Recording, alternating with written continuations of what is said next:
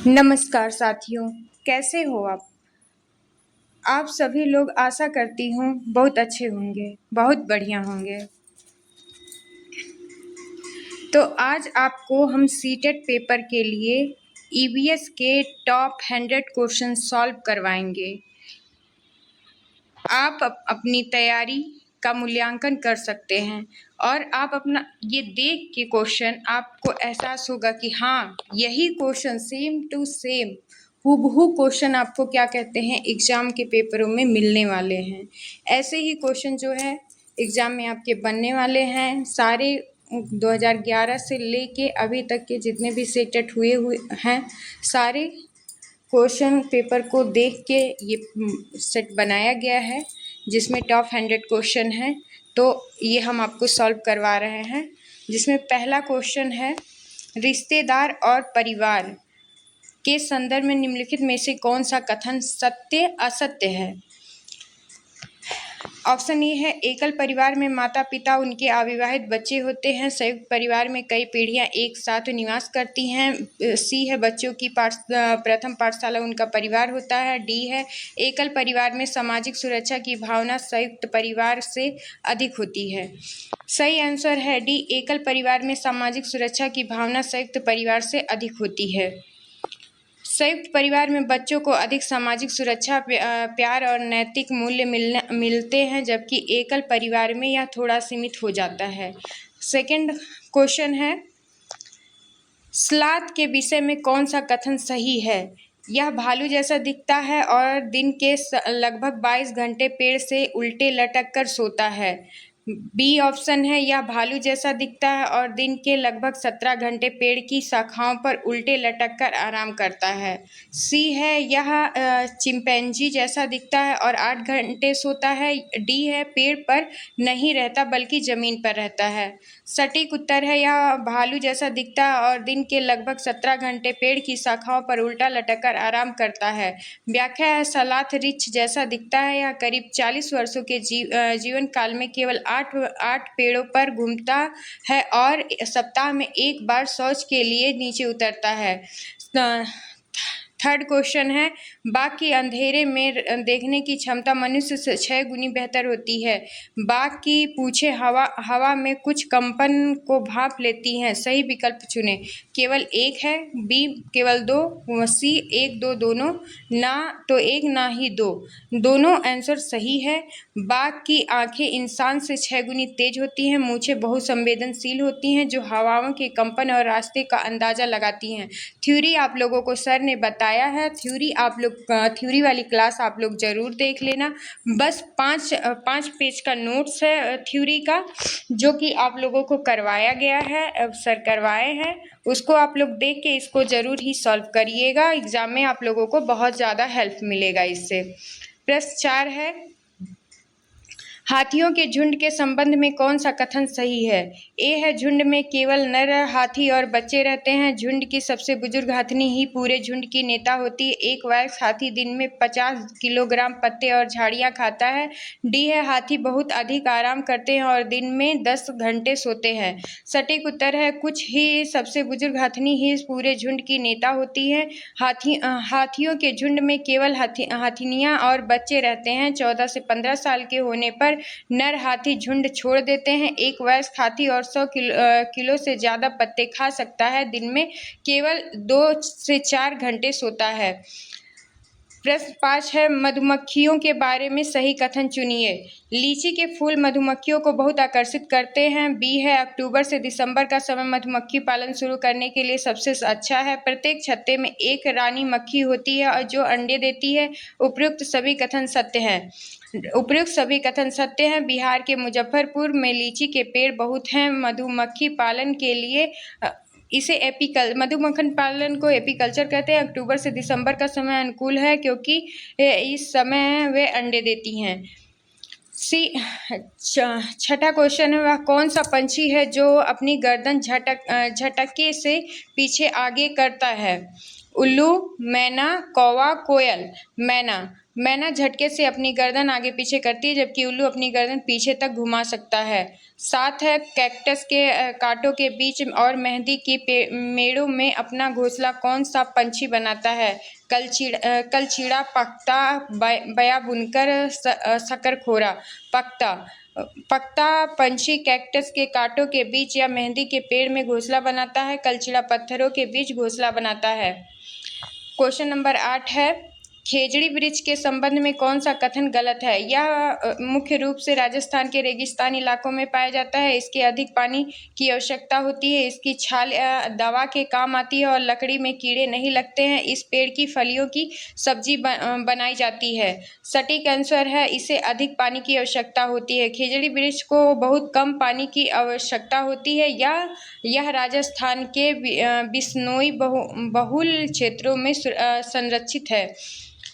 Question number 9 है, बरगद के पेड़ से लटकने वाली असल में क्या होती हैं? जड़ें, शाखाएं, तना, पत्तियां। सटीक उत्तर है जड़ें। बरगद की लटकने वाली शाखाएं वास्तव में उसकी जड़ें होती हैं जो जमीन के अंदर जाकर पेड़ों को मजबूत सहारा देती हैं। प्रश्न नंबर 10 है, घटपर्णी के विषय में कौन सा कथन सही है? यह भारत में नहीं पाया जाता है। यह कीड़े मकोड़े और छोटे जीवों को फंसाकर उनका शिकार करता है। इसका आकार एक छोटे मटके जैसा होता है जिसका मुंह पत्ती से ढका होता है। विकल्प बी और सी दोनों सही है। सटीक उत्तर है विकल्प बी और सी दोनों सही है। व्याख्या, यह पौधा मेघालय, ऑस्ट्रेलिया और इंडोनेशिया में पाया जाता है। यह नाइट्रोजन की कमी को पूरा करने के लिए कीटों का शिकार करता है। क्वेश्चन नंबर 11 है, वेलक्रो का विचार जॉर्ज मेस्टल को 1948 में किसके प्रेरणा लेकर आया था? पौधों के बीजों, चमगादड़ की उड़ान, मकड़ी के जाल, कमल के पत्ते। सटीक उत्तर है पौधों के बीजों। जॉर्ज मेस्टल ने कपड़ों में चिपकने वाले वेलक्रो का आविष्कार बर्ड को बीजों के हुकनुमा संरचना को कपड़ों को और कुत्तों के बालों से चिपकते देख किया था। क्वेश्चन नंबर 12 है, रेगिस्तान ओक के बारे में क्या सत्य है? यह ऑस्ट्रेलिया में पाया जाता है। इसकी जड़ें बहुत गहरी होती हैं और पानी तक पहुंचती हैं। यहाँ के स्थानीय लोग इसके तने में पाइप डालकर पानी निकालते हैं। उपयुक्त सभी। रेगिस्तान ओक ऑस्ट्रेलिया में पाया जाता है। इसकी जड़ें करीब 30 फीट गहरी होती हैं जब तक कि पानी न मिल जाए। क्वेश्चन नंबर 13 है, मधुमक्खी के अलावा निम्नलिखित में से कौन सा कीट समूह में रहने वाला नहीं है?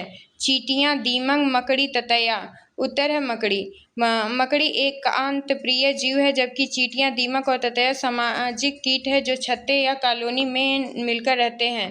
तो क्वेश्चन नंबर 14 है, हमारे देश के किस राज्य में ओरावा भाषा में झुंडंग का अर्थ जंगल होता है? झारखंड, मिजोरम, असम, उत्तराखंड। सटीक उत्तर है झारखंड। झारखंड में कुंगा या झुडंग कुडुख भाषा का अर्थ जंगल होता है। सूर्यमणि तारा दिवाकर केंद्र चलाती थी।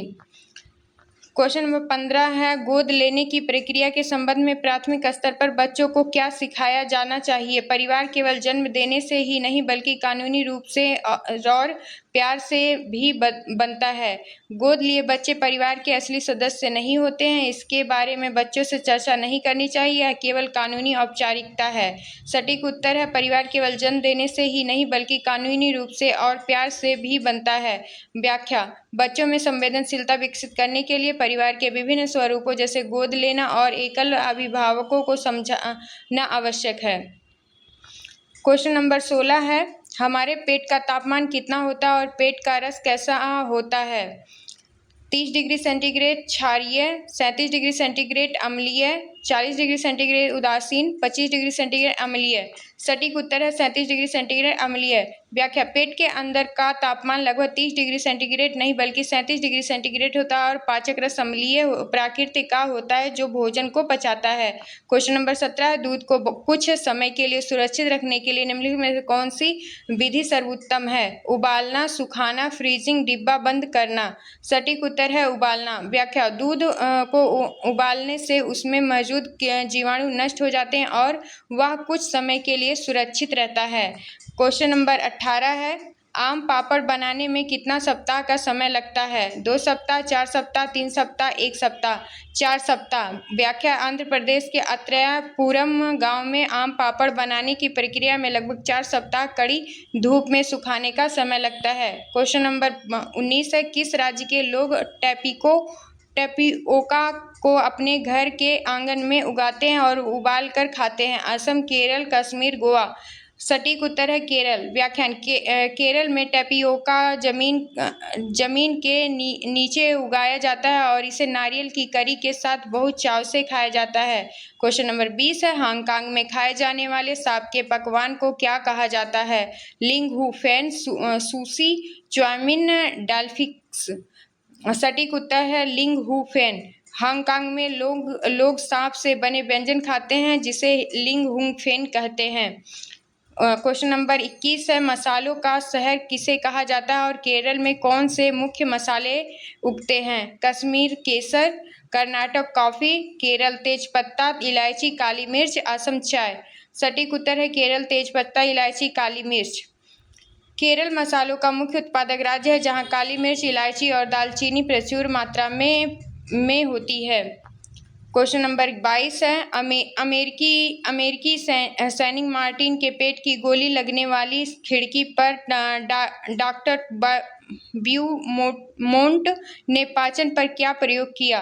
पेट का रस बाहर निकाल कर देखा कि कांच के गिलास में खाना कितनी जल्दी पचता है। पेट में ठंडक का असर देखा, पेट में हवा भरकर देखी, कुछ नहीं किया। और सटीक उत्तर है पेट का रस बाहर निकाल कर देखा कि कांच के गिलास में खाना कितनी जल्दी पचता है। व्याख्यान: डॉक्टर ब्यूमोंट ने यह सिद्ध किया कि पाचक क्रिया पेट के पाचक रस से होती है, न कि केवल पेट के हिलाने से। क्वेश्चन नंबर 23 है, अनाज को लंबे समय तक कीड़ों और चूहे से बचाने के लिए पारंपरिक रूप से किस पत्ती का प्रयोग किया जाता है? नीम की पत्ती, आम की पत्ती, अमरूद की पत्ती, पीपल की पत्ती। सटीक उत्तर है नीम की पत्ती। व्याख्या: नीम की पत्तियों में कीटनाशक गुण होते हैं जिससे अनाज में घुन या कीड़े नहीं लगते हैं। क्वेश्चन नंबर 24 है, निम्नलिखित में से कौन सा जोड़ा सही सुमेलित नहीं है? सरसों का तेल सरसों के बीज से, नारियल का तेल नारियल की गरी, सोयाबीन का तेल सोयाबीन के बीज, हींग पौधों की पत्तियों। हींग पौधों की पत्तियों है। व्याख्यान है हींग पौधों की जड़ों या तने के रिसने वाले गोंद से प्राप्त होता है, पत्तियों से नहीं। क्वेश्चन नंबर 25 है, मिड डे मील योजना का प्राथमिक उद्देश्य क्या है? स्कूल में बच्चों का नामांकन बढ़ाना, बच्चों में कुपोषण दूर करना, बच्चों की स्कूल में उपस्थिति सुनिश्चित करना। उपयुक्त सभी। मिड डे मील योजना बच्चों को पौष्टिक आहार देने, नामांकन बढ़ाने और बीच में पढ़ाई छोड़ने से रोकने के लिए चलाई जाती है। क्वेश्चन नंबर 26 है, असम में घर जमीन से लगभग 10 से 12 फीट ऊंचे बांस के खंभों पर क्यों बनाए जाते हैं? क्योंकि वहां बहुत अधिक बारिश होती है और बाढ़ का खतरा रहता है। क्योंकि वहां बांस बहुत सस्ते मिलते हैं। सी है ताकि जंगली जानवरों से बचा जा सके। डी है ठंडी हवा आने के लिए।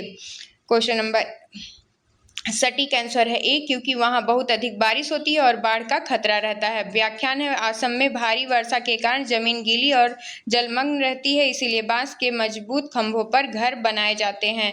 क्वेश्चन नंबर 27 है, लद्दाख के घरों की विशेषताएं क्या होती हैं?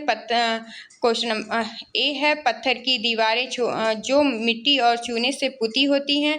बी है लकड़ी के समतल छतें और नीचे की मंजिलों पर खिड़कियां नहीं होती हैं। सर्दियों में लोग धूप में छत पर बैठते हैं और सूखी सब्जियां सुखाते हैं। डी है उपयुक्त सभी। व्याख्यान: लद्दाख में ठंडी जलवायु के कारण मोटी दीवारें, लकड़ी की छतें और भूतल पर बिना खिड़की के कमरे बनाए जाते हैं। क्वेश्चन नंबर 28 है, श्रीनगर में पाई जाने वाली विशेष प्रकार की लकड़ी की नक्काशी वाले नाव जिनमें पर्यटक घूमते हैं क्या कहलाती है? हाउस बोट, शिकारा, डूंगा, बल्लम। शिकारा। व्याख्यान है, शिकारा नाव में पर्यटक डल झील या झेलम नदी में सैर करते हैं, जबकि हाउस बोट में लोग अस्थायी रूप से रहते हैं। क्वेश्चन नंबर 29 है, राजस्थान के ग्रामीण क्षेत्रों में घर कैसे होते हैं? ऑप्शन नंबर ए है बांस और लकड़ी के, मिट्टी के मोटे और जिनकी छतें कटी फटी झाड़ियों और कटीली घास से बनी होती हैं। सी है कांच और स्टील की बहुमंजिला इमारतें। डी है बर्फ के इग्लू। मिट्टी के मोटे घर जिनकी छतें कटी फटी झाड़ियों और कटीली बांस से बनी होती हैं। व्याख्यान है राजस्थान में अत्यधिक गर्मी के कारण मिट्टी की दीवारें मोटी बनाई जाती हैं ताकि धूप अंदर ना आए और छत कटीली झाड़ियों की होती हैं। क्वेश्चन नंबर 30 है इग्लू क्या है और यह कहाँ पाया जाता है? यह बांस का घर है जो असम में बनता है। यह बर्फ का गूदादार घर है जिसे एस्किमो लोग ध्रुवीय क्षेत्रों में बनाते हैं। यह टेंट है जो चांगपा जनजाति बनाती है। यह मिट्टी का घर है। सटीक उत्तर है बी, यह बर्फ का गूदादार घर है जिसे एस्किमो लोग ध्रुवीय क्षेत्रों में बनाते हैं। व्याख्यान इग्लू बर्फ के टुकड़ों को जोड़कर बनाया गया गुंबद होता है जो अंदर से गर्म रहता है। क्वेश्चन नंबर 31 है लद्दाख की चांगपा जनजाति लोगों द्वारा बनाए जाने वाले तंबू को क्या कहते हैं? रेम्बो, इग्लू, टिप्पू, यूर्ट। रेबो। व्याख्यान चांगपा जनजाति के तंबू को रेबो कहते हैं। इनकी बकरियां पश्मीना के बालों से दुनिया की बेहतरीन पश्मीना शॉल बनती है। क्वेश्चन नंबर 32 है घर बनाते समय ईंटों को जोड़ने के लिए इस्तेमाल होने वाले सीमेंट, रेत और पानी के मिश्रण को क्या मजबूती देती है? केवल पानी, रासायनिक अभिक्रिया द्वारा कड़ा होना, केवल धूप में सुखाना, लकड़ी का बुरादा। रासायनिक अभिक्रिया द्वारा कड़ा होना, सीमेंट और पानी को मिलने से हाइड्रेशन प्रक्रिया होती है जिससे दीवारें मजबूत बनती हैं। क्वेश्चन नंबर 33 से बड़े शहरों में बहुमंजिला इमारतों के निर्माण का मुख्य कारण क्या है? जमीन की कमी और बढ़ती जनसंख्या, सरकार का सख्त आदेश, हवा का बेहतरीन आवागमन, पारंपरिक संस्कृति। जमीन की कमी और बढ़ती जनसंख्या, शहरीकरण और सीमित भूमि के कारण बहुमंजिला इमारतों का निर्माण किया जाता है। क्वेश्चन नंबर 34 है मधुमक्खी पालन के बक्से को तैयार करने में किस माह का उपयोग सबसे उपयुक्त है? जनवरी, अक्टूबर, मार्च, जून। अक्टूबर। व्याख्यान अक्टूबर से दिसंबर का समय मधुमक्खी पालन के लिए उपयुक्त माना जाता है क्योंकि इस दौरान फूल खिलते हैं और तापमान अनुकूल होता है। क्वेश्चन नंबर 35 है दर्जी पंछी अपना घोंसला कैसा बनाता है? दो पत्तों को आपस में सीकर। बी है पेड़ की ऊंची डाल पर मिट्टी से। सी है जमीन में गड्ढा खोदकर। डी है तिनकों को बुनकर। सटीक उत्तर है दो पत्तों को आपस में सीकर। व्याख्यान है दर्जी पक्षी अपनी नुकीली चोंच से दो पत्तों को आपस में सीकर थैली जैसा घोंसला बनाता है। क्वेश्चन नंबर 36 है लगभग 1000 साल पहले भारत आने वाले उज्बेकिस्तान के यात्री अल-बरूनी ने यहाँ किस चीज़ की प्रशंसा की? तालाबों और सीढ़ीदार कुओं के निर्माण की। बी है संगमरमर के महलों की। सी है रेशमी कपड़ों की। डी है मसालों के व्यापार की। सटीक उत्तर है तालाबों और सीढ़ीदार कुओं के निर्माण की।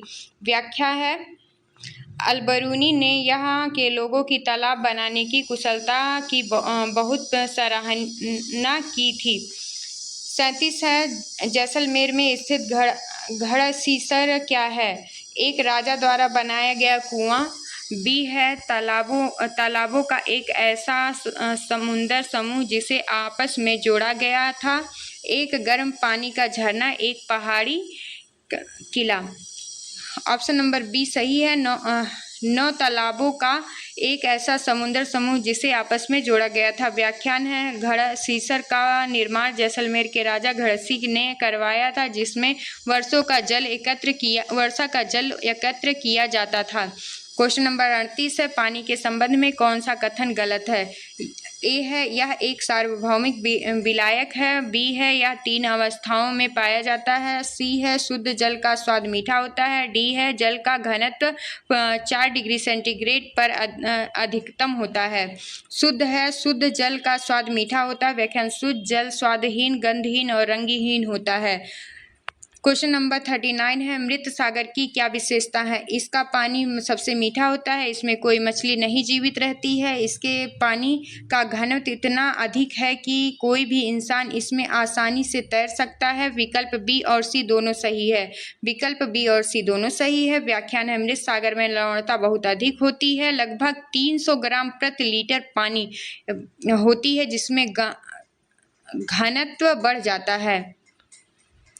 40 क्वेश्चन नंबर 40 है, रुका हुआ पानी मलेरिया, डेंगू, चिकनगुनिया जैसी बीमारियों का कारण बनता है। पानी में निम्नलिखित में से क्या डालने पर मच्छरों का लार्वा नष्ट हो जाता है? क्वेश्चन नंबर ए है, मिट्टी का तेल, नमक, चीनी, नींबू का रस। ऑप्शन ए सही है, मिट्टी का तेल। व्याख्यान, पानी की सतह पर केरोसिन डालने से पृष्ठ तनाव कम हो जाता है और लार्वा को ऑक्सीजन नहीं मिलने से वे दम घुटने से मर जाते हैं। क्वेश्चन नंबर 41 है, महात्मा गांधी ने दांडी यात्रा किस कानून को तोड़ने के लिए की थी? नमक कानून, बी है मादक पदार्थ कानून, सी है वन कानून, डी है कृषि पर कानून। वो सटीक उत्तर है नमक कानून। व्याख्या है, अंग्रेजों ने नमक बनाने पर प्रतिबंध लगा दिया था, जिसके विरोध में गांधी जी ने साबरमती से दांडी तक का यात्रा की थी। क्वेश्चन नंबर 42 है, आयरन की कमी से कौन सा होने वाला रोग कौन सा है? एनीमिया, बी है स्कर्वी, सी है रिकेटस, डी है बेरीबेरी। सटीक उत्तर है ए एनीमिया। व्याख्यान, हीमोग्लोबिन या आयरन की कमी से एनीमिया होता है, जिससे थकान, कमजोरी और शारीरिक विकास रुकता है। इसके लिए गुड़, आंवला और हरी पत्तेदार सब्जियां खानी चाहिए। क्वेश्चन नंबर 43 है, वर्षा जल संचयन का मुख्य लाभ क्या है? भूजल स्तर को बढ़ाना, बी है बाढ़ को रोकना, सी है बिजली पैदा करना, डी है पीने का पानी खारा करना। सटीक उत्तर है भूजल स्तर को बढ़ाना। व्याख्यान, वर्षा के पानी को व्यर्थ बहाने से रोककर जमीन के अंदर पुनर्भरण करना जल संचयन कहलाता है। क्वेश्चन नंबर 44 है, पानी के वाष्पीकरण की दर किस स्थिति में सबसे अधिक होगी?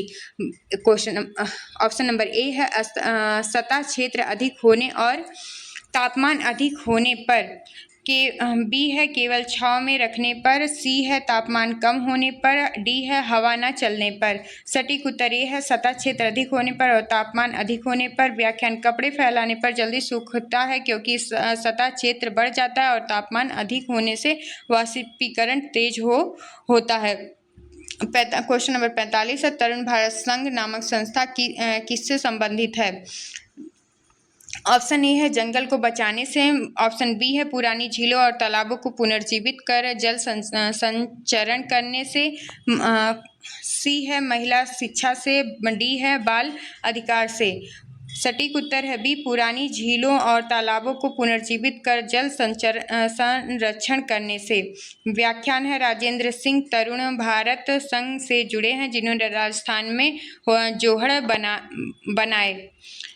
46 है, रेलवे टिकट पर निम्नलिखित में से कौन सी जानकारी अंकित नहीं होती है? ऑप्शन ए है यात्रा शुरू करने की तारीख और समय, बर्थ और कोच संख्या, सी है यात्री का नाम और आयु, डी है ट्रेन का किराया। सटीक उत्तर है यात्री का नाम और आयु। भारतीय रेलवे टिकट पर PNR number, train number, birth, किराया और दूरी होती है, लेकिन सभी यात्रियों के नाम, आयु नहीं छापे होते हैं। क्वेश्चन नंबर 47 है, यदि आप अहमदाबाद से केरल की यात्रा ट्रेन द्वारा करते हैं तो आप निम्नलिखित में से किस राज्य से गुजरते हैं?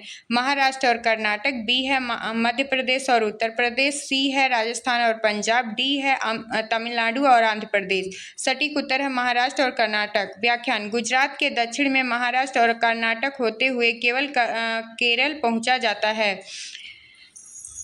क्वेश्चन नंबर 48 है, अंतरिक्ष में अंतरिक्ष यात्रियों के संबंध में क्या सत्य है?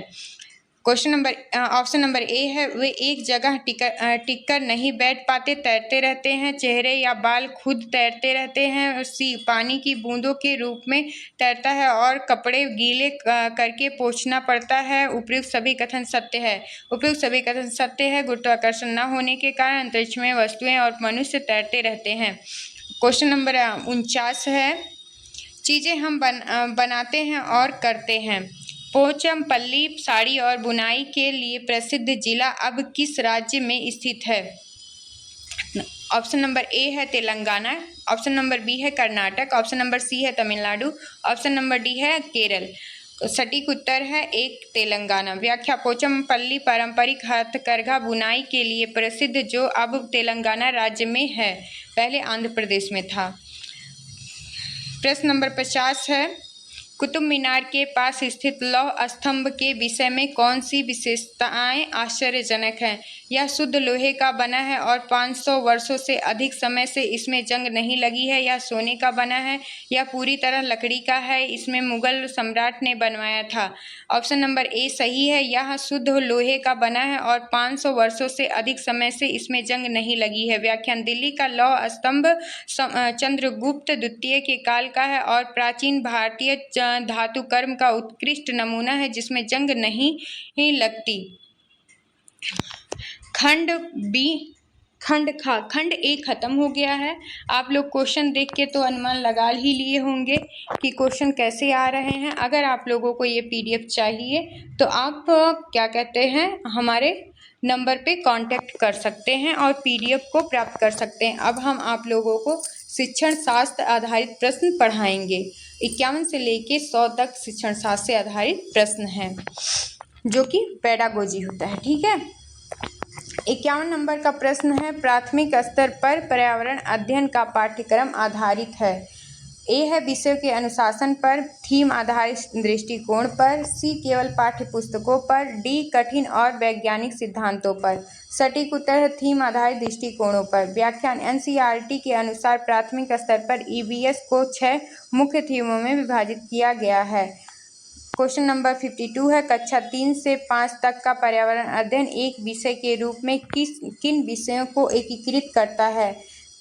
ऑप्शन नंबर ए है विज्ञान सामाजिक अध्ययन और पर्यावरण शिक्षा केवल भौतिक और रसायन विज्ञान, सी है इतिहास और भूगोल, डी है गणित और भाषा। सटीक उत्तर है ए विज्ञान सामाजिक अध्ययन और पर्यावरण शिक्षा। व्याख्यान है प्राथमिक स्तर पर ईवीएस विज्ञान के सामाजिक विज्ञान और पर्यावरण शिक्षा के अंतर संबंधों को समेकित रूप से प्रस्तुत करता है। 53 क्वेश्चन नंबर है प्राथमिक स्तर पर ईवीएस शिक्षण का मुख्य उद्देश्य क्या होना चाहिए? ऑप्शन नंबर ए है विद्यार्थियों को उच्च स्तरीय वैज्ञानिक परिभाषाएं रटाना, बी है शिक्षार्थियों को उसके प्राकृतिक और सामाजिक सांस्कृतिक पर्यावरण से जोड़ना, सी है केवल परीक्षा में उच्च अंक प्राप्त कराना, डी है तकनीकी इंजीनियरिंग बनाना। सटीक उत्तर बी है शिक्षार्थियों को उसके प्राकृतिक और सामाजिक सांस्कृतिक पर्यावरण से जोड़ना। व्याख्यान एनसीएफ 2005 के अनुसार बच्चों के बाहरी जीवन को स्कूल के ज्ञान से जोड़ना ईवीएस का मुख्य लक्ष्य है। क्वेश्चन नंबर 52 है ईवीएस शिक्षण में अज्ञात से अज्ञात की ओर शिक्षण सूत्र का क्या अर्थ है? ऑप्शन नंबर ए है बच्चों जो पहले से जानते हैं उनसे नए ज्ञान की शुरुआत करना, बी है कठिन विषयों को पहले पढ़ाना, सी है केवलता किताब ज्ञान देना, डी है शिक्षक द्वारा व्याख्यान देना। ऑप्शन नंबर ए सही है बच्चे जो पहले से जानते हैं उससे नए ज्ञान की शुरुआत करना। व्याख्यान है बच्चों के पूर्व अनुभव और परिवेश को आधार बनाकर नए संप्रत्यय सिखाना ही ज्ञान से अज्ञात है। प्रश्न नंबर 52 है पर्यावरण अध्ययन की कक्षा में एक शिक्षक कहानी या कविता का उपयोग करता है, इसका मुख्य कारण है केवल मनोरंजन करना, विषय को रुचिकर बनाना और बच्चों को कल्पनाशील और संवेदनशीलता जगाना, समय का सदुपयोग करना, पाठ्यक्रम पूरा करना। बी ऑप्शन बी सही है विषय को रुचिकर बनाना और बच्चों को कल्पनाशील और संवेदनशीलता जगाना। व्याख्यान कहानियों और कविताओं के माध्यम से बच्चे अमूर्त अवधारणाओं को आसानी से समझ पाते हैं और पर्यावरण से जुड़ते हैं। क्वेश्चन नंबर 56 ईवीएस के हस्तपरक गतिविधियां और प्रयोग क्यों महत्वपूर्ण हैं? ऑप्शन नंबर ए है बच्चे करके सीखते हैं और उनकी वैज्ञानिक समझ मजबूत होती है, ऑप्शन बी है कक्षा में अनुशासन बनाए रखने के लिए, ऑप्शन सी है बच्चों को व्यस्त रखने के लिए, ऑप्शन डी है गृह कार्य देने के लिए। सटीक उत्तर है ए बच्चे करके सीखते हैं और उनकी वैज्ञानिक समझ मजबूत होती है। व्याख्या सक्रिय अन्वेषण और प्रयोग बच्चों में करके सीखने की प्रवृत्ति को बढ़ावा देते हैं। अब क्वेश्चन नंबर 57 है ईवीएस शिक्षण में चर्चा को एक प्रभावी रणनीति क्यों माना जाता है?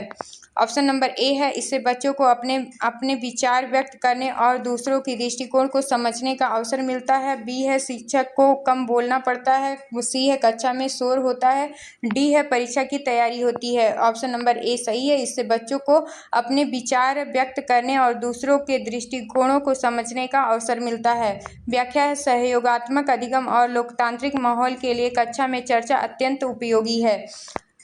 क्वेश्चन नंबर 58 है, सतत एवं व्यापक मूल्यांकन के अंतर्गत व्यापक शब्द का क्या तात्पर्य है? ऑप्शन नंबर ए, केवल शैक्षिक विषयों का मूल्यांकन।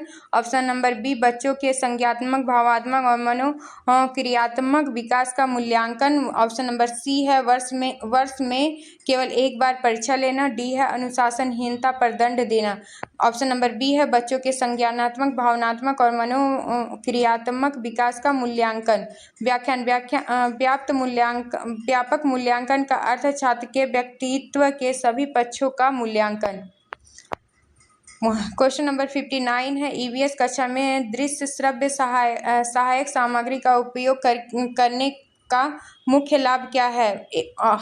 ऑप्शन नंबर ए है, बच्चों की सभी ज्ञानेंद्रियों को सक्रिय करना जिससे अधिगम स्थायी हो। ऑप्शन नंबर बी है, कक्षा को सजाना। ऑप्शन नंबर सी है, शिक्षक का कार्यभार कम करना।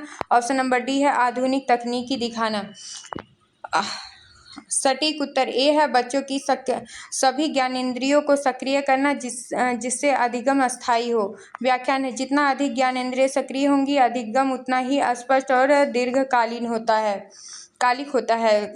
क्वेश्चन नंबर 60 है, प्राथमिक स्तर पर ईवीएस पढ़ाने में आने वाली मुख्य समस्याएं क्या हो सकती हैं? ऑप्शन नंबर ए है, रटने की प्रवृत्ति को बढ़ावा देना और पाठ्यपुस्तकों का भारी बोझ, बच्चों की जिज्ञासा की कमी। ऑप्शन नंबर सी है, शिक्षकों का प्रशिक्षण होना। ऑप्शन नंबर डी है, खेलकूद का अधिक होना। सटीक उत्तर ए है, रटने की प्रवृत्ति को बढ़ावा देना और पाठ्यपुस्तकों का भारी बोझ। व्याख्यान, एनसीएफ 2005 बच्चों को रटने प्रणाली से मुक्त करने और अनुभवात्मक अधिगम पर बल देता है। क्वेश्चन नंबर 61 है, ईवीएस शिक्षण के लिए भ्रमण सबसे अधिक उपयोगी क्यों है? ऑप्शन नंबर ए है, यह बच्चों को प्रत्यक्ष अनुभव प्रदान करता है। ऑप्शन नंबर बी है, इससे पिकनिक जैसा आनंद मिलता है। ऑप्शन नंबर सी, पाठ्य पुस्तक पढ़ने की जरूरत नहीं पड़ती है। ऑप्शन नंबर डी है, स्कूल का खर्चा कम होता है। ऑप्शन नंबर ए सही है, यह बच्चों को प्रत्यक्ष अनुभव प्रदान कराता है। व्याख्यान, क्षेत्र भ्रमण से बच्चों प्राकृतिक और समाज के संपर्क में आकर वास्तविक जीवन के अनुभव प्राप्त करते हैं। क्वेश्चन नंबर 62 है, निदानात्मक शिक्षण के तुरंत बाद क्या किया जाना चाहिए? उपचारात्मक शिक्षण। बी है, कड़ी परीक्षा। सी है, छात्रों को फेल करना चाहिए। डी है, गृह कार्य देना चाहिए। सटीक उत्तर ए है, उपचारात्मक शिक्षण। व्याख्यान, पहले कमजोरी या कठिनाई का पता लगाया जाता है फिर दूर किया जाता है। प्रश्न नंबर 63 है, रचनावादी ईवीएस कक्षा की क्या विशेषताएं हैं? ऑप्शन नंबर ए है, ज्ञान शिक्षक द्वारा छात्रों पर थोपा जाता है। बी है, छात्र अपने अनुभव के आधार पर ज्ञान का स्वयं निर्माण करते हैं। ऑप्शन नंबर सी है, केवल ब्लैक बोर्ड का उपयोग होता है। ऑप्शन नंबर डी है, छात्र चुपचाप बैठकर सुनते हैं। सटीक उत्तर बी है, छात्र अपने अनुभव के आधार पर ज्ञान का स्वयं निर्माण करते हैं। व्याख्यान, रचनावाद में शिक्षार्थी सक्रिय ज्ञान निर्माता होते हैं। क्वेश्चन नंबर 64 है, ईवीएस में बच्चों के सीखने के दस्तावेजीकरण के लिए पोर्टफोलियो का उपयोग क्यों किया जाता है? ऑप्शन नंबर ए है, यह बच्चों के कार्यों का क्रमिक और संगठित संग्रह होता है जिससे उनकी प्रगति का आकलन होता है। बी है, यह केवल रिपोर्ट कार्ड है। सी है, इसमें केवल फेल होने वाले बच्चों का रिकॉर्ड होता है। ऑप्शन नंबर डी है, यह स्कूल का बजट तय करता है। ऑप्शन नंबर ए है, बच्चों के कार्यों का क्रमिक और संगठित संग्रह होता है जिससे उसकी प्रगति का आकलन होता है। व्याख्यान, पोर्टफोलियो में बच्चों के चित्रों, प्रोजेक्ट, रचनात्मक कार्यों का संग्रह होता है जो उनकी प्रगति दर्शाता है। क्वेश्चन नंबर 65 है, ईवीएस मूल्यांकन में मुक्त अंक वाले प्रश्न क्यों महत्वपूर्ण हैं? ऑप्शन नंबर ए है, इससे बच्चों की मौलिकता, रचनात्मकता और स्वतंत्रता चिंतन का पता चलता है। ऑप्शन नंबर बी है, इनके उत्तर केवल एक शब्द में होते हैं। ऑप्शन नंबर सी है, इनके जांचना आसान होता है। ऑप्शन नंबर डी है, इनमें रटने की क्षमता बढ़ती है। ऑप्शन नंबर ए सही है, इनमें बच्चों की मौलिकता, रचनात्मकता और स्वतंत्र चिंतन का पता चलता है। व्याख्यान मुक्त अंत वाले प्रश्नों के एक से अधिक उत्तर हो जाते हैं जो बच्चों की सोच को विस्तृत करते हैं। क्वेश्चन नंबर 66 है, समावेशी कक्षा में ईवीएस के शिक्षक को क्या करना चाहिए?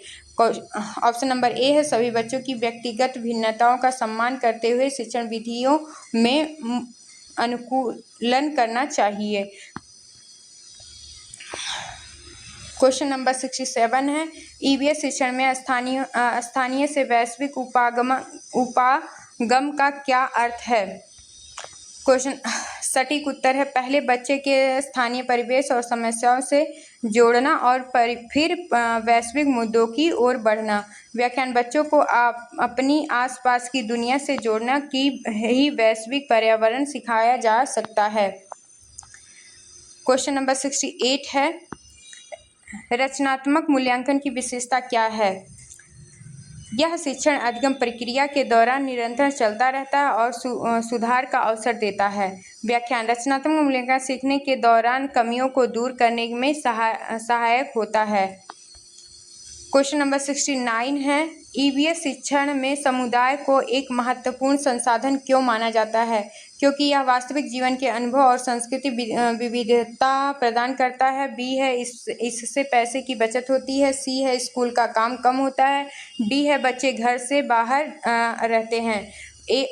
ऑप्शन नंबर ए सही है, क्योंकि यह वास्तविक जीवन के अनुभव और संस्कृति विविधता प्रदान करता है। व्याख्या समाज और समुदाय बच्चों को व्यवहारिकता, ज्ञान और सामाजिक मूल्यों से परिचित कराता है। क्वेश्चन नंबर 70 है, प्राथमिक स्तर की ईवीएस पाठ्यपुस्तक में कहानियाँ और वास्तविक जीवन के संस्मरणों को शामिल करने का उद्देश्य है बच्चों को सहानुभूति, संवेदनशीलता और नैतिक मूल्यों से जोड़ना, किताबों को मोटा बनाना, केवल कहानियाँ सुनाना, इतिहास पढ़ाना। बच्चों को सहानुभूति, संवेदनशीलता और नैतिक मूल्यों से जोड़ना। क्वेश्चन नंबर 71 है, ईवीएस का उद्देश्य बच्चों में किस प्रकार की साक्षरता का विकास करना है? पर्यावरण साक्षरता और आलोचनात्मक चिंतन, केवल तकनीकी साक्षरता, व्यावसायिक साक्षरता, भाषा साक्षरता। पर्यावरण साक्षरता और आलोचनात्मक चिंतन। क्वेश्चन नंबर 72 है, कक्षा में रोल प्ले विधि का उपयोग ईवीएस में क्यों प्रभावी है? यह सामाजिक अंतःक्रिया और सहानुभूति को बढ़ावा देता है। यह समय पास करने का अच्छा तरीका है। इसमें नाटक मंचन सिखाना होता है। इसमें कोई प्रयास नहीं करना पड़ता है। यह सामाजिक अंतःक्रिया और सहानुभूति को बढ़ावा देता है। क्वेश्चन नंबर 73 है, प्राथमिक स्तर पर मानचित्र कौशल विकास करने से बच्चों को क्या लाभ होता है? ऑप्शन नंबर ये है, सापेक्षिक स्थिति, दिशा और स्थानों की समझ विकसित होती है। वे पेशेवर चित्रकार बन जाते हैं। गणितीय गणना तेज हो जाती है। वे नक्शा बेच सकते हैं। सापेक्ष स्थिति, दिशाओं और स्थानों की समझ विकसित होती है। क्वेश्चन नंबर 74 है, शिक्षक द्वारा कक्षा की समस्याओं को हल करने के लिए किया जाने वाला शोध क्या कहलाता है? क्रियात्मक अनुसंधान, मौलिक अनुसंधान, ऐतिहासिक अनुसंधान, वैज्ञानिक अनुसंधान। क्रियात्मक अनुसंधान। क्वेश्चन नंबर 75 है, राष्ट्रीय पाठ्यचर्या की रूपरेखा 2005 के अनुसार ईवीएस के कितने मुख्य विषय हैं? ऑप्शन नंबर ए 4, 6, 8, 10। सटीक उत्तर है 6। व्याख्यान एनसीएफ 2005 के तहत ईवीएस की छह मुख्य थीम है। पहला थीम है परिवार और मित्र, दूसरा है भोजन, तीसरा है पानी, चौथा है आवास, पांचवा है यात्रा, छठा है चीजें हम बनाते हैं और करते हैं। क्वेश्चन नंबर 76 है, बच्चों में पर्यावरण से जुड़ी भ्रांतियों को दूर करने के लिए शिक्षक को क्या करना चाहिए? ऑप्शन नंबर ये है, उनके पूर्व विचारों का सम्मान करते हुए चर्चा और प्रयोग के माध्यम से वैचारिक स्पष्टता लानी चाहिए। उन्हें डांटना चाहिए, उनकी बात नजरअंदाज करनी चाहिए, उन्हें उत्तर रटा देना चाहिए। उनके पूर्व विचारों का सम्मान करते हुए चर्चा और प्रयोगों के माध्यम से वैचारिक स्पष्टता लानी चाहिए। सटीक उत्तर है। क्वेश्चन नंबर 77 है, ईवीएस शिक्षक के रूप में निम्नलिखित में से किस प्रकार के प्रश्न पूछने को आप प्राथमिकता देंगे? ऑप्शन नंबर ए है ऐसे प्रश्न जो बच्चों को तर्क शक्ति और अन्वेषण क्षमता को बढ़ाए, जिनका उत्तर हाँ या ना में हो, जो केवल पाठ्यपुस्तक की पंक्तियों से सीधे हों, जो बहुत कठिन और अस्पष्ट हों। ऑप्शन नंबर ए सही होगा, ऐसे प्रश्न जो बच्चों को तर्क शक्ति और अन्वेषण क्षमता को बढ़ाएं। क्वेश्चन नंबर 78 है, करके सीखना का सिद्धांत किस शिक्षा शास्त्री के विचारों पर आधारित है? John Dewey, Pavlov, Skinner, Thorndike. सटीक उत्तर है जॉन डीवी। क्वेश्चन नंबर 79 है, ईवीएस में बच्चों के आकलन के लिए सबसे उपयुक्त उपकरण कौन सा है? ऑप्शन नंबर ए है पोर्टफोलियो और कार्यपत्रिका। ऑप्शन नंबर बी है केवल वार्षिक लिखित परीक्षा। ऑप्शन नंबर सी है मौखिक बहुविकल्पीय परीक्षा। ऑप्शन नंबर डी है बहुविकल्पीय ऑनलाइन टेस्ट। ऑप्शन सटीक उत्तर ए है पोर्टफोलियो और कार्यपत्रिकाएं। प्रश्न संख्या 80 है, प्राथमिक स्तर पर ईवीएस विषय की प्रकृति कैसी है? बहुविषयक, केवल सैद्धांतिक, एकांगी, तकनीकी। बहुविषयक। क्वेश्चन नंबर 81 है, मधुमक्खी के डंक में कौन सा अम्ल पाया जाता है? फार्मिक अम्ल, एसिटिक अम्ल, साइट्रिक अम्ल, लैक्टिक अम्ल। फार्मिक अम्ल। क्वेश्चन नंबर 82 है, कौन सा पंछी कैक्टस के कांटों के बीच घोंसला बनाता है? पाक्ता, कोयल, उल्लू, कबूतर। ऑप्शन नंबर ए पाक्ता। सटीक उत्तर है पाक्ता। क्वेश्चन नंबर 83 है, कुतुब मीनार के पास का लौह स्तंभ किस धातु का बना है? इसमें क्या विशेषताएं हैं? या स्टेनलेस स्टील का है, या पिटवा लोहे का है जिससे फास्फोरस की अधिकता के कारण जंग नहीं लगती है, या तांबे का है, या एल्युमिनियम का है? सटीक उत्तर बी है, या पिटवा लोहा का है जिससे फास्फोरस की अधिकता के कारण जंग नहीं लगती है। क्वेश्चन नंबर 84 है, बरसात के मौसम में बांस के खंभों पर घर कहाँ बनाए जाते हैं? ऑप्शन नंबर ए असम में, राजस्थान में, लद्दाख में, गुजरात में। ऑप्शन नंबर ए सही है, असम में। क्वेश्चन नंबर 85 है, अक्टूबर से दिसंबर तक का समय किसके लिए सर्वोत्तम माना जाता है? मधुमक्खी पालन शुरू करने के लिए। ऑप्शन नंबर बी है धान काटने के लिए। ऑप्शन नंबर सी है गेहूं बोने के लिए। ऑप्शन नंबर डी है आम उगाने के लिए। ऑप्शन नंबर ए सही है, मधुमक्खी पालन शुरू करने के लिए। क्वेश्चन नंबर 86 है, बावली क्या है? ऑप्शन नंबर ए है सीढ़ीदार कुआं। ऑप्शन बी है नहर। ऑप्शन सी है झरना। ऑप्शन डी है नदी। सटीक उत्तर है सीढ़ीदार कुआं। क्वेश्चन नंबर 87 है, कर्णम मल्लेश्वरी के संबंध में कौन सा कथन सही है? ऑप्शन नंबर ए है वह एक वेट लिफ्ट खिलाड़ी हैं और आंध्र प्रदेश की हैं। उन्होंने ओलंपिक में भारत के लिए पदक जीता है। उनके पिता पुलिस हवलदार थे और 130 किलो वजन उठा लेती हैं। उपयुक्त सभी। कर्णम मल्लेश्वरी ने सिडनी ओलंपिक 2000 में कांस्य पदक जीता था। प्रश्न नंबर 88 है, पंछियों के बारे में कौन सा कथन सही है? ऑप्शन नंबर ए है पंछियों की हड्डियां खोखली होती हैं जो उन्हें उड़ने में मदद करती हैं। पंछियों के एक पंख से एक समय में दो अलग चीजें देखते हैं। पंछी केवल एक आंख से एक समय में दो अलग चीजें देखते हैं। ऑप्शन नंबर सी है इनकी दृष्टि बहुत तेज होती है। ऑप्शन नंबर डी है उपयुक्त सभी। सटीक उत्तर उपयुक्त सभी है। पंछियों की शारीरिक संरचना उड़ने के लिए अनुकूलित होती है।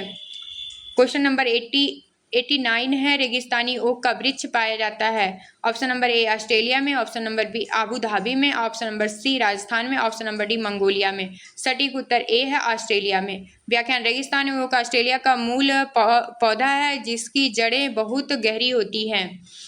क्वेश्चन नंबर 90 है, ग्रीगर मेंडल ने किस पौधे पर आनुवांशिकी के प्रयोग किए हैं? ऑप्शन नंबर ए मटर के पौधे पे। ऑप्शन नंबर बी चने के पौधे पे। ऑप्शन नंबर सी धान के पौधे पे। ऑप्शन नंबर डी मक्का के पौधे पर। और सटीक उत्तर है मटर के पौधे पर। क्वेश्चन नंबर 91 है, ब्रेल लिपि कितने बिंदुओं पर आधारित है? ऑप्शन नंबर ए 6 बिंदुओं पर। ऑप्शन नंबर बी 4 बिंदुओं पर। ऑप्शन नंबर डी 8 बिंदुओं पर। ऑप्शन नंबर डी 12 बिंदुओं पर। सटीक उत्तर है ऑप्शन नंबर ए 6 बिंदुओं पर। प्रश्न नंबर 92 है, पश्मीना शॉल किस जानवर के बालों से बनती है? ऑप्शन नंबर ए है विशेष प्रकार की पहाड़ी बकरियों, ऑप्शन नंबर बी है भेड़, ऑप्शन नंबर सी है याक, ऑप्शन नंबर डी है खरगोश। सटीक उत्तर है विशेष प्रकार की पहाड़ी बकरियों। क्वेश्चन नंबर 93 है, झारखंड में जंगल बचाओ आंदोलन और तुरकुंगा का संबंध किससे है? ऑप्शन नंबर ए है सूर्यमणि और आदिवासी समुदाय के अधिकारियों से, मेधा पाटकर से, सी है सुंदरलाल बहुगुणा से, डी है बाबा आमटे से। सटीक उत्तर है सूर्यमणि और आदिवासी समुदाय के अधिकारियों से। क्वेश्चन नंबर 94 है, अबू धाबी की मुद्रा क्या है? ऑप्शन नंबर ए है दिरहम, ऑप्शन नंबर बी है टका, ऑप्शन नंबर सी है डॉलर, ऑप्शन नंबर डी है रियाल। सटीक उत्तर है दिरहम। क्वेश्चन नंबर 95 है, सांपों के संदर्भ में कौन सा कथन गलत है?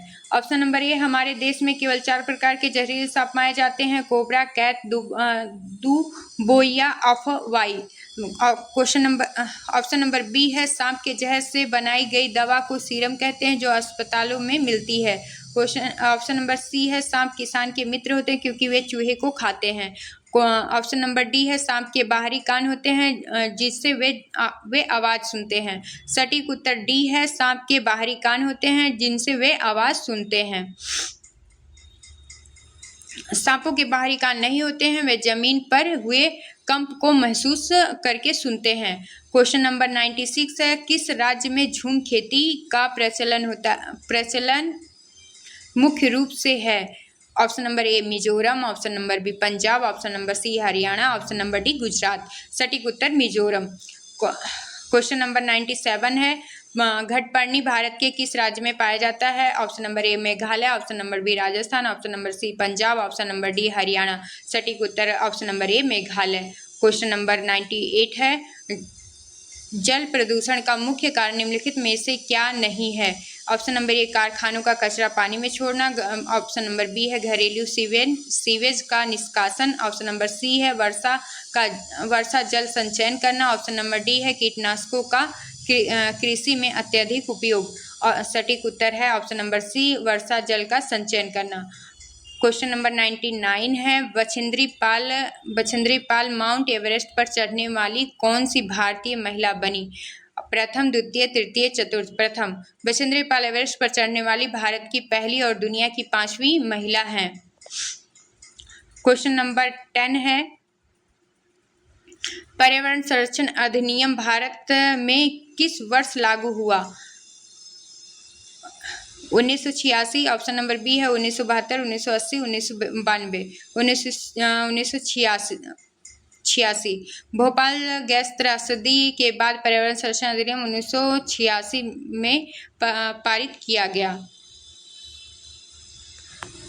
Thank you. आप लोग ये क्वेश्चन जरूर देखिएगा और सॉल्व करिएगा, और आगे का क्वेश्चन देखने के लिए हमारे पीडीएफ को भी आप परचेज कर सकते हैं।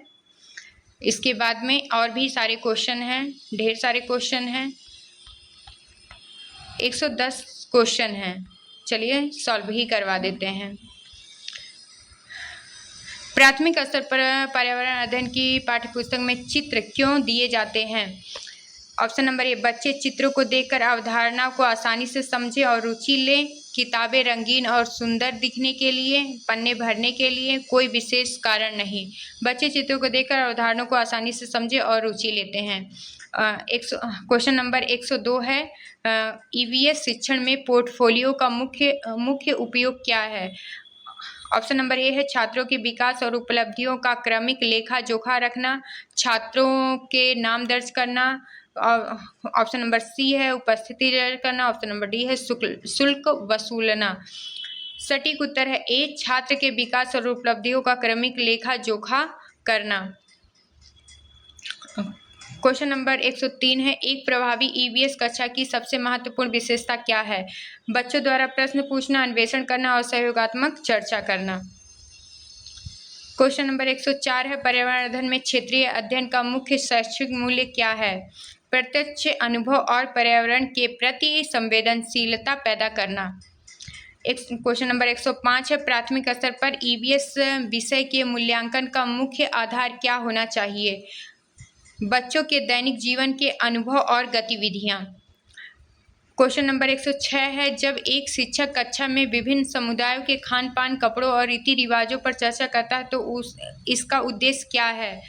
सांस्कृतिक विविधता का सम्मान करना और समावेशी भावना बढ़ाना। क्वेश्चन नंबर 107 है, ईवीएस शिक्षण में समस्या समाधान विधियों का क्या उपयोगिता है? बच्चों में तार्किक सोच और व्यवहारिक निर्णय लेने की क्षमता का विकास करना। क्वेश्चन नंबर 108 है, ईवीएस में सहपाठी आकलन का क्या लाभ है? बच्चे एक दूसरे के काम का मूल्यांकन करते हैं जिससे उनमें विश्लेषणात्मक दृष्टि और सहयोग की भावना विकसित होती है। क्वेश्चन नंबर 109 है, प्राथमिक स्तर पर पर्यावरण अध्ययन शिक्षण का मुख्य परिणाम क्या होना चाहिए? विद्यार्थी अपने प्राकृतिक और सामाजिक परिवेश के प्रति संवेदनशील और जागरूक नागरिक बने। क्वेश्चन नंबर 110 है, निम्नलिखित में से कौन सा ईवीएस के पाठ्यक्रम का हिस्सा नहीं है? क्वांटम भौतिक। क्वांटम भौतिक उच्च शिक्षा का विषय है, जबकि अंतरिक्ष यात्रा, पानी और आवास ईवीएस का थीम है। आप सभी का बहुत बहुत धन्यवाद। आप तो लास्ट तक क्लास को ज़रूर देखें और ज़रूर बताएं कि ये क्लास आप लोगों को कैसी लगी और नेक्स्ट क्लास आप लोगों को किस विषय का चाहिए। हम अब कराने का ज़रूर प्रयास करेंगे कि जल्दी जल्दी आप लोगों का सभी विषय हम सॉल्व करवा दें। Thank you.